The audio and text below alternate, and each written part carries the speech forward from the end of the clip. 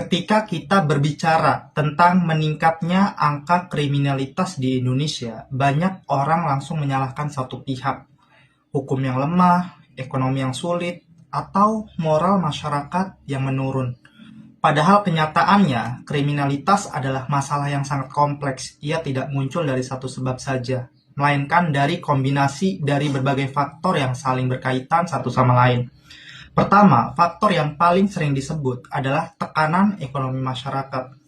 Ketika lapangan kerja sangat terbatas, harga kebutuhan meningkat, dan penghasilan tidak sebanding dengan kebutuhan hidup. Maka, sebagian orang terdorong untuk mencari jalan pintas untuk bertahan. Ini bukan suatu pembenaran terhadap kejahatan, tetapi menunjukkan bahwa kondisi ekonomi memiliki pengaruh besar terhadap tingkat kriminalitas di suatu negara. Kedua, ketimpangan sosial juga berperan besar. Ketika jarak antara kelompok kaya dan miskin semakin melebar, muncullah sebuah rasa ketidakadilan sosial di tengah masyarakat. Perasaan tertinggal dan tidak memiliki kesempatan yang sama sering memicu frustasi sosial.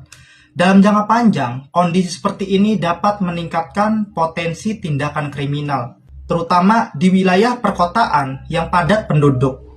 Ketiga, faktor pendidikan dan literasi sosial juga sangat menentukan. Pendidikan bukan hanya soal ijazah, tetapi juga tentang pembentukan karakter, nilai moral, dan kemampuan berpikir kritis. Ketika akses pendidikan tidak merata, maka peluang masyarakat untuk berkembang secara sehat juga menjadi sangat terbatas. Akibatnya, sebagian orang lebih rentan terjerumus pada lingkungan yang berisiko tinggi terhadap tindakan kriminal. Keempat, ada juga faktor lingkungan sosial dan pergaulan. Banyak kasus kriminal terjadi bukan karena niat awal seseorang, melainkan karena pengaruh lingkungan dari sekitarnya.